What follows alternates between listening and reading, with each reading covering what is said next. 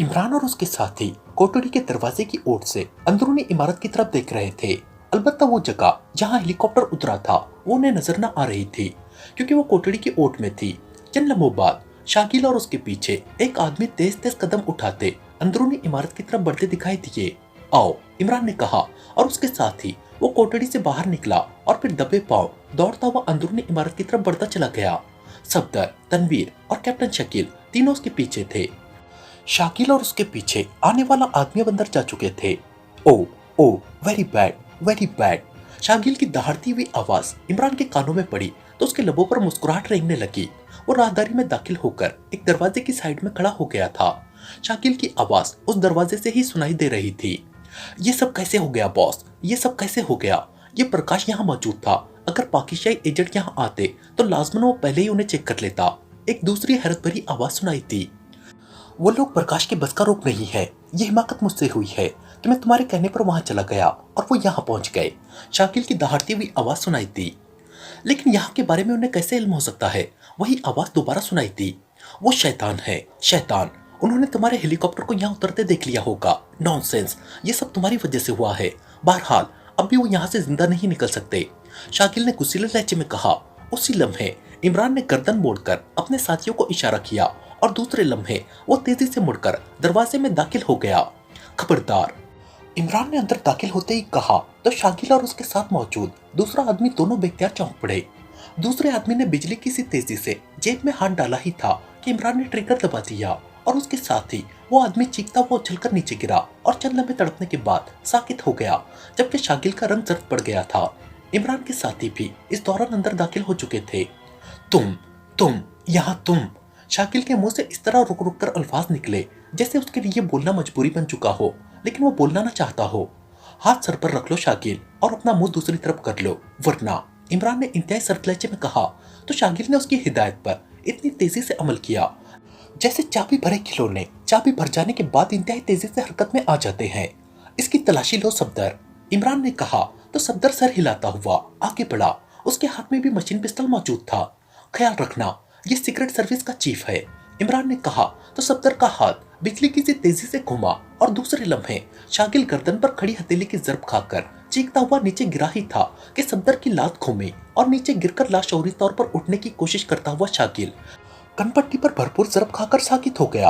अब जाकर रेखा और काशी को भी उठाकर यहाँ ले आओ और तनवीर तुम यहाँ रस्सी तलाश करो, इमरान ने सफदर और कैप्टन शकील के साथ साथ तनवीर से भी मुखातिब होकर कहा और वो सब सर हिलाते हुए मुड़े और कमरे से बाहर चले गए। इस हॉलनुमा कमरे में दीवारों के साथ मशीनरी नस्ब थी जिसे फायरिंग करके बुरी तरह तोड़फोड़ दिया गया था। कमरे में 4 अफराद की लाशें भी पड़ी हुई थी, उन्हें गोलियों से छलनी कर दिया गया था। इमरान की पेशानी पर अब सोच की लकीरें नुमाया थी। फिर थोड़ी देर बाद तनवीर अंदर दाखिल हुआ तो उसके हाथ में रस्सी के 2 बंडल मौजूद थे। इसके हाथ इसके उकब में करके बांध दो, इमरान ने कहा तो तनवीर सर हिलाता हुआ आगे बढ़ा और उसने शाकिल के दोनों हाथ उसके उकब में करके बांध दिए। थोड़ी देर बाद उसके साथी भी वहां पहुंच गए और फिर रेखा और काशी को भी शाकिल के साथ ही फर्श पर डालकर उनको भी रस्सी से बांध दिया गया। इन तीनों की तलाशी लो, इमरान ने कहा तो जूलिया और सालेहा ने आगे बढ़कर रेखा और काशी की तलाशी लेना शुरू कर दी, जबकि तनवीर ने शाकिल की तलाशी ली। उन तीनों की जेबों से मशीन पिस्टल के साथ साथ ट्रांसमीटर भी बरामद हुए। शाकिल वाला ट्रांसमीटर मुझे दो, इमरान ने तनवीर से कहा तो तनवीर ने ट्रांसमीटर इमरान की तरफ बढ़ा दिया और इमरान ने ट्रांसमीटर लेकर अपनी जेब में डाल लिया। अब इन्हें होश में ले आओ, लेकिन ख्याल रखना इनमें से 2 एजेंसियों के चीफ है, इमरान ने मुस्कुराते हुए कहा और फिर चंद लम्हों बाद तीनों ने कराते हुए आंखें खोल दी तो इमरान की हिदायत पर उन्हें दीवार के साथ लगाकर बिठा दिया गया। वो तीनों इस तरह आंखें पटपटा रहे थे जैसे जो कुछ उन्हें नजर आ रहा है वो उनके तस्वुर के खिलाफ हो। तुम तीनों की मौत काफिरिस्तान के लिए बहुत बड़ा धचका साबित होगी, इमरान ने उन तीनों से मुखातिब होकर सर्द लहजे में कहा, लेकिन वो तीनों खामोश रहे। तुम तीनों ने हमें काफिरिस्तान से बाहर जाने से रोकने के लिए हर तरफ अपनी एजेंसियों के आदमी तैनात कर रखे हैं, इसलिए अगर तुम जिंदा रहना चाहते हो तो मुझे उसकी तफसील बताओ, इमरान ने कहा। तुम हमें मार डालो लेकिन तुम जिंदा नहीं जा सकते, ये बात तय है, यकलक शाकिल ने हिजयानी अंदाज में बात करते हुए कहा। तुम्हारे साथ तो जा सकता हूँ, इमरान ने कहा और उसके साथ ही वो अपने साथियों की तरफ मुड़ गया। इन तीनों को उठाकर हेलीकॉप्टर में डालो, अब हम सीक्रेट सर्विस के हेलीकॉप्टर में सरहद पार करेंगे, इमरान ने यकलक फैसला कुन लहजे में कहा और उसके साथी यकलक चौंक पड़े। उनके चेहरों पर मसरत के तासुरात उभर आए थे। वो समझ गए थे कि इमरान उन्हें यरगमाल बनाकर साथ ले जाना चाहता है ताकि उनकी वजह से हेलीकॉप्टर को हिट न किया जा सके, और ये वाकई बेहतरीन आइडिया था। अमर सिंह जीप से नीचे उतरा और तेज तेज कदम उठाता अंदरूनी तरफ को बढ़ता चला गया कि अचानक अंदर से एक आदमी दौड़ता हुआ बाहर आया। बॉस बॉस, जीप को पाकिस्तानी एजेंटों ने गिरफ्तार कर लिया है, उस आदमी ने चीख कर कहा तो अमर सिंह बेख्तियार उछल पड़ा। क्या क्या कह रहे हो? चीफ बॉस को गिरफ्तार? क्या मतलब? अमर सिंह ने उलझे हुए लहजे में कहा। आइए बॉस, जल्दी आइए, आने वाले आदमी ने कहा और तेजी से वापस मुड़ गया। अमर सिंह उसके पीछे दौड़ पड़ा। वो दोनों इस वक्त पॉइंट 3 पर मौजूद थे, जिसे सीक्रेट सर्विस के हेडक्वार्टर के अंदाज में फिरोजा में बनाया गया था। अमर सिंह का ताल्लुक पहले 04 से रहा था और वो कर्नल फरीदी की मातहती में तवील अरसे तक काम कर चुका था, लेकिन फिर उसे मिलिट्री इंटेलिजेंस में ट्रांसफर कर दिया गया और फिर मिलिट्री इंटेलिजेंस से वो अभी हाल ही में सीक्रेट सर्विस में आया था और उसकी जहानत और कारकर्दगी को देखते हुए शागिल ने उसे अपना नंबर 2 बना लिया था। अमर सिंह उस हेडक्वार्टर का इंचार्ज था। फिरोजा में पाकिस्तानी एजेंटों को घेरने और हलाक करने के लिए इंतहाई वसी इंतजाम किए गए थे। 2 अहातों में फोर्स रखी गई थी, जिसमें से एक अहाता पहाड़ियों के बिल्कुल करीब था और ये वो अहाता था जहां पहले पाकिस्तानी एजेंटों को बेहोशी के आलम में लाया गया था। दूसरा अहाता पहाड़ियों से काफी फासले पर था। उसमें चेकिंग मशीनरी थी जो एमजी रेस की मदद से पूरे फिरोजा को चेक करती थी। उसका इंचार्ज भगत राम था, जबकि तीसरा यह हेडक्वार्टर था जिसका इंचार्ज अमर सिंह था। अलबत्ता शागिल खुद फिरोजा होटल के कमरे में रिहाइश पजीर था। इस वक्त अमर सिंह पहाड़ियों पर शागिल के हमरा पाकिस्तानी एजेंटों की तलाश में नाकामी के बाद वापस आया था, जबकि शागिल भगत राम के हमरा पॉइंट 2 पर चला गया था जहां चेकिंग मशीनरी नस्ब थी। अमर सिंह ने दोनों पॉइंट्स को कवर करने के लिए वहां खुफिया मशीनरी नस्ब करा रखी थी, जिसकी मॉनिटरिंग यहाँ हेडक्वार्टर में होती रहती थी। और इस मॉनिटरिंग मशीनरी का इंचार्ज हाशो था, जिसने अमर सिंह को यह हैरत अंगेज इत्तला दी थी।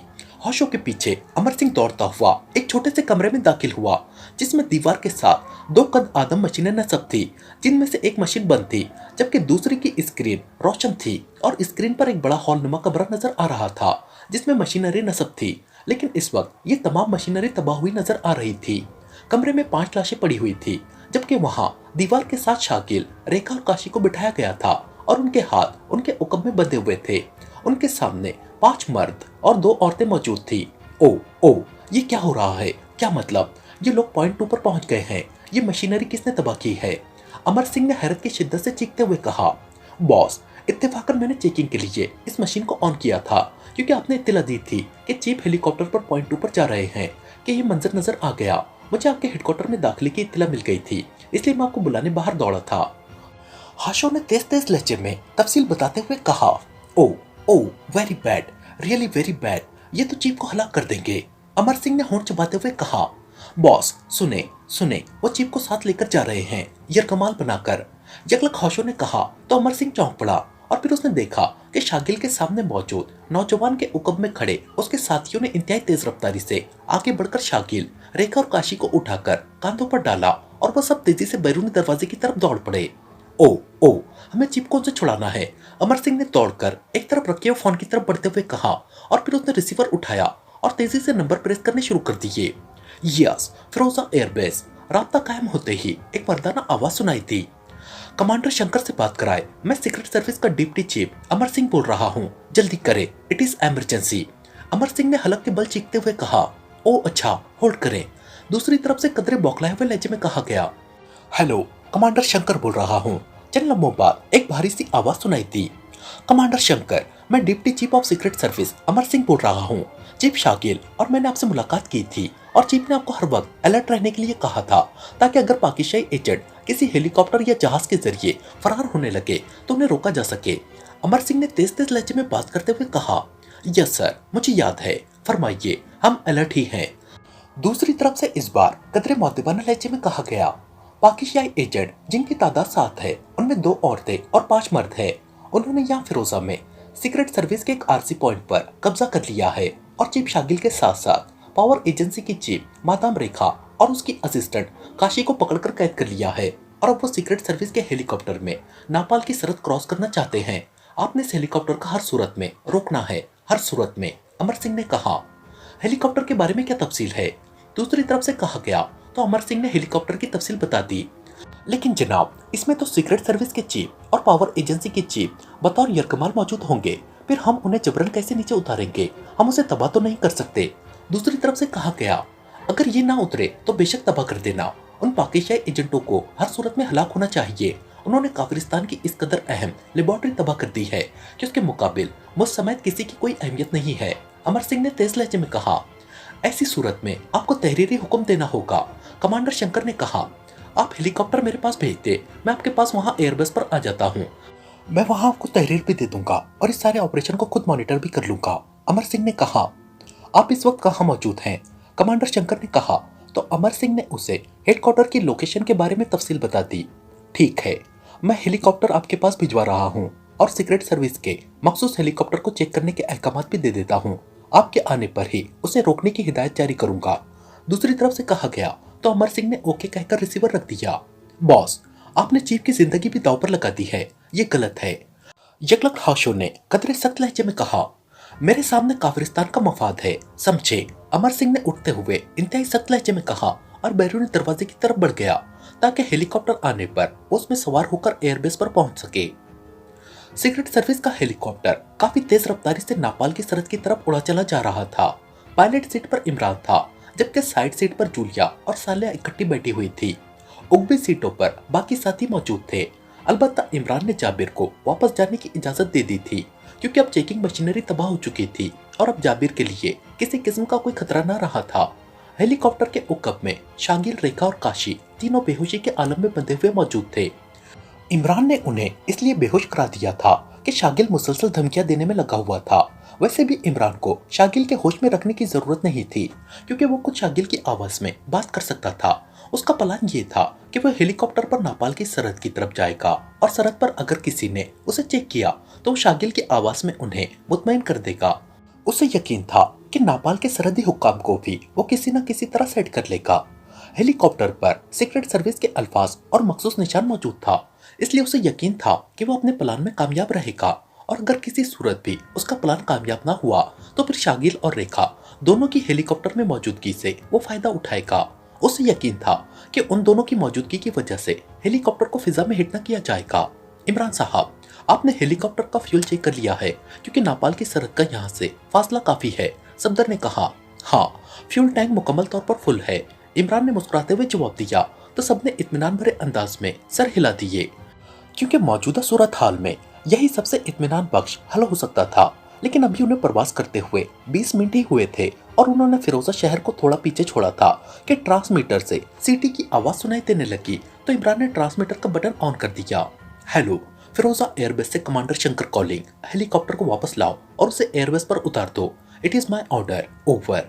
ट्रांसमीटर ऑन होते ही एक चीखती हुई आवाज सुनाई दी तो इमरान और उसके साथी बेख्तियार चौंक पड़े, क्योंकि कमांडर शंकर का लहजा और उसका हुक्म बता रहा था कि उसे हेलीकॉप्टर की अंदरूनी सूरत हाल का इल्म है। शाकिल बोल रहा हूँ, chief of Kafiristan secret service. हम पाकिस्तानी एजेंटों के खिलाफ कार्रवाई कर रहे हैं, अब दोबारा कॉल न करना, ओवर। इमरान ने शाकिल की आवाज और लहजे में जवाब देते हुए कहा, शट अप, मुझे मालूम है कि तुम खुद पाकिस्तानी एजेंट हो। Deputy chief of secret service जनाब अमर सिंह मेरे पास मौजूद हैं। तुमने चीफ शाकिल और पावर एजेंसी की चीफ मादाम रेखा और उनकी डिप्टी चीफ काशी को यरकमाल बनाया हुआ है और तुम नापाल की सरहद क्रॉस करके फरार होना चाहते हो। लेकिन ये बता दो कि ऐसा मुमकिन नहीं है। तुम अगर अपनी जिंदगियां बचाना चाहते हो तो हेलीकॉप्टर वापस मोड़ो और अपने आप को मेरे हवाले कर दो, वरना मुझे तहरीरी तौर पर हुक्म दे दिया गया है कि मैं चीफ शाकिल और चीफ रेखा की मौजूदगी के बावजूद हेलीकॉप्टर ब्लास्ट करा दूं। उनकी जिंदगियों से ज्यादा कीमती तुम एजेंट्स की मौत है। जल्दी करो, हेलीकॉप्टर मोड़ दो, वरना ओवर। दूसरी तरफ से पहले से ज्यादा गुस्सेले लहजे में कहा गया, तुमसे जो हो सकता है कर लो, ओवर एंड ऑल। इमरान ने तेज लहजे में कहा और उसके साथ ही उसने ट्रांसमीटर ऑफ कर दिया। ये क्या हुआ? ये उन्हें कैसे इस सूरत हाल का इल्म हो गया? जूलिया ने इंतहाई हैरत भरे लहजे में कहा, जिस तरह भी हुआ, बहरहाल तुमने अपनी अहमियत देख ली कि तुम्हारी वजह से शागिल और रेखा दोनों की कुर्बानी देने पर वो तैयार हो गए हैं। इमरान ने मुस्कुराते हुए कहा, इमरान साहब, ये लोग वाकई हेलीकॉप्टर हिट कर देंगे। उगबी सीट पर बैठे हुए सफदर ने कहा, तो क्या हुआ, हमारी रूहों को तो पाकिस्तान पहुंचने से नहीं रोक सकते। इमरान ने जवाब दिया, क्या तुम्हारा दिमाग तो खराब नहीं हो गया? जल्दी सोचो कि इस हालत में क्या करना चाहिए। जूलिया ने झुल्लाए हुए लहजे में कहा, आगे तो हमें पैदल ही जाना पड़ेगा, इसलिए जितना फासला तय हो सकता है वो तो कर ले, इमरान ने कहा। तो सबने इस बात में सर हिला दिए। लेकिन फिर वो अभी थोड़ा ही आगे गए होंगे कि इमरान ने यकलक हेलीकॉप्टर को गोता दिया और दूसरे लम्हे वो हेलीकॉप्टर को सामने नजर आने वाले दरख्तों के झुंड की तरफ इस तरह लेता चला गया जैसे वो सीधा उसे नौक के बल जमीन पर दे मारेगा। लेकिन काफी नीचे आने के बाद हेलीकॉप्टर सीधा हुआ और फिर वो उस झुंड से कुछ पहले जमीन पर उतर गया। मैं इसके पहिए खोलता हूँ, इसे धकेल कर झुंड में ले चलो, इमरान ने कहा। तो उसके साथी सिवाय जूलिया और सालेहा के बाकी सब उछलकर नीचे उतरे। इमरान ने स्टैंडिंग रॉड के नीचे मौजूद मखसूस पहिए ऑटोमेटिक बटन दबाकर खोल दिए। तो इस तरह अब हेलीकॉप्टर मूविंग बन चुका था और फिर उन सब ने मिलकर उसे धकेला और वो उसे झुंड के काफी अंदर ले गए। बस काफी है, अब ये बाहर से नजर नहीं आएगा और ये लोग यकीनन सरहद तक इसे तलाश करके वापस चले जाएंगे, तो हम फिर उसे बाहर निकालकर सरहद की तरफ बढ़ जाएंगे, इमरान ने कहा। तो सबने इस बात में सर हिला दिए और फिर जूलिया और सालिया भी नीचे उतर आई। थोड़ी देर बाद उन्हें आसमान से जंगी जहाजों का शोर करीब आता सुनाई दिया। आवाजों से मालूम होता था कि 2 जंगी जहाज हैं और वो सब दौड़ते हुए झुंड के बैरूनी किनारों की तरफ बढ़ गए ताकि दरख्तों की ओट में वो उन्हें चेक कर सके। इस वक्त झुंड के ऊपर से जंगी जहाज तेजी से गुजर रहे थे और फिर ये शोर आगे जाकर कम हो गया और फिर आहिस्ता आहिस्ता खत्म होता चला गया। ये अभी वापस आएंगे, एहतियात करना, इमरान ने कहा। तो सबने इस बात में सर हिला दिए और फिर वाकई थोड़ी देर बाद शोर वापस आता सुनाई दिया। लेकिन इस बार दोनों जंगी जहाज पहल कर आगे बढ़ रहे थे और फिर वो आगे जाकर एक बार फिर वापस लौटे और अब दाएं बाएं दोनों अतराफ में पहलते चले गए। अब ये पागल हो रहे हैं कि अचानक इतना बड़ा हेलीकॉप्टर कहाँ गायब हो गया है, इमरान ने मुस्कुराते हुए कहा। वो ट्रांसमीटर पर कॉल कर रहे होंगे, अचानक जूलिया ने कहा। करते रहे, जब उन्हें जवाब नहीं मिलेगा तो खुद ही थक कर कॉल करना बंद कर देंगे, इमरान ने जवाब दिया। लेकिन अचानक वो ये देखकर चौंक पड़े कि अब दोनों जंगी जहाज गोता लगाते हुए झुंड की तरफ इस अंदाज में आ रहे थे जैसे किसी हदफ पर बमबारी करने वाले हों। क्या मतलब, ये इस अंदाज में क्यों इस झुंड की तरफ आ रहे हैं, इमरान ने कहा। लेकिन दूसरे लम्हे तड़तड़ाहट की आवाजों के साथ ही झुंड पर गोलियों की बारिश होती चली गई। ओ निकलो यहाँ से, झाड़ियों में दौड़ो, उन्हें मालूम हो गया है कि हेलीकॉप्टर यहाँ मौजूद है, यह भी पूरे झुंड को बमों से उड़ा देंगे, इमरान ने कहा। और उसके साथ ही वो तेजी से दौड़ता हुआ झुंड से बाहर निकला और उसके साथ ही उसने एक लंबा गोता लिया और एक ऊंची झाड़ी के पीछे जाकर गायब हो गया। बाकी साथियों ने भी उसकी पैरवी की। उसी लम्हे हमलावर जंगी तैयारों की वापसी हुई और एक बार फिर झुंड पर गोलियों की बारिश शुरू हो गई और इस बार गोलियां तकरीबन वहीं बरस रही थी जहां एक लम्हे पहले वो छुपे हुए थे। लेकिन इमरान और उसके साथी जंगी जहाजों के मुड़ते ही तेजी से झाड़ियों की ओर से निकले और दौड़ते हुए आगे झाड़ियों की तरफ बढ़ते चले गए। दोनों जंगी जहाज तेजी से मुड़े ही थे कि वो सब तेजी से ऊंची झाड़ियों के उकब में जाकर छुप गए थे। इस बार दोनों जंगी जहाज एक दूसरे से हटकर वापस आ रहे थे और एक बार फिर उन्होंने झुंड पर गोलियों की बारिश कर दी। इस तरह गोलियां झुंड के दरमियानी हिस्से की बजाय साइडों पर बरसती रहीं। आखिर इन्हें झुंड पर कैसे शक पड़ गया, इमरान ने हैरत भरे लहजे में कहा। उन्होंने बाकायदा इस झुंड को टारगेट बना लिया है, लेकिन ये गोलियां क्यों बरसा रहे हैं, बमबारी क्यों नहीं कर रहे, साथ ही मौजूद जूलिया ने कहा। वो शायद हेलीकॉप्टर तबाह नहीं करना चाहते, सिर्फ उसे बेकार करना चाहते हैं, इमरान ने जवाब दिया। तो जूलिया ने इस बात में सर हिला दिया और फिर इससे पहले कि मजीद कोई बात होती अचानक वो दोनों चौंक पड़े क्योंकि फिरोजा की तरफ से 4 गनशिप हेलीकॉप्टर तेजी से उड़ते हुए आते दिखाई देने लगे। जल्दी करो, वो सामने टूटी फूटी इमारत नजर आ रही है, वहां पहुंचो, ये भी यहाँ फैलकर फायरिंग करेंगे, इमरान ने ऊंची आवाज में कहा। दोनों जंगी जहाज आगे निकल गए थे और अभी उनकी वापसी ना हुई थी। उसके साथ ही वो सब झाड़ियों की ओर से निकले और जंगली खरगोशों की तरह दौड़ते हुए आगे बढ़े चले जा रहे थे। हेलीकॉप्टर अब काफी करीब आ चुके थे, लेकिन उनका रुख झुंड की तरफ ही था, जबकि ये झुंड से काफी फासले पर थे। और फिर जब तक हेलीकॉप्टर वहां पहुंचते वो टूटे फूटे खंडर में दाखिल होने में कामयाब हो गए। लेकिन ये खंडर बिल्कुल ही मुनहदम शुदा था, इसलिए उसकी कोई छत सलामत ना थी, लेकिन एक छोटे कमरे की छत काफी हद तक मौजूद थी। इमरान और उसके साथी खंडर के बैरूनी टूटे हुए हिस्से की साइड में खड़े हो गए थे। उसी लम्हे गनशिप हेलीकॉप्टर उनके सरों से होकर आगे गुजर गए और फिर एक गनशिप हेलीकॉप्टर उन्हें तेजी से मुड़ता हुआ दिखाई दिया।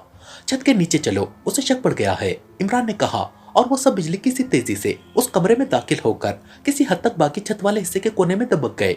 दूसरे लम्हे तड़तड़ाहट की आवाज के साथ ही उस टूटे फूटे खंडर पर जैसे गोलियों की बारिश सी हो गई।